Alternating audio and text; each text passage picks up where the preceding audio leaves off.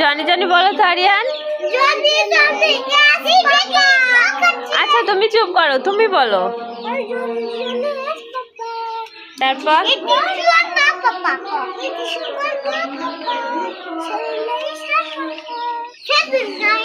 Open your mouth.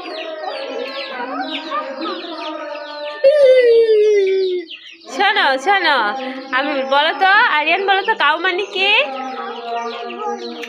তারপরে হচ্ছে dog মানে, আরিয়ান ডগ মানে কি?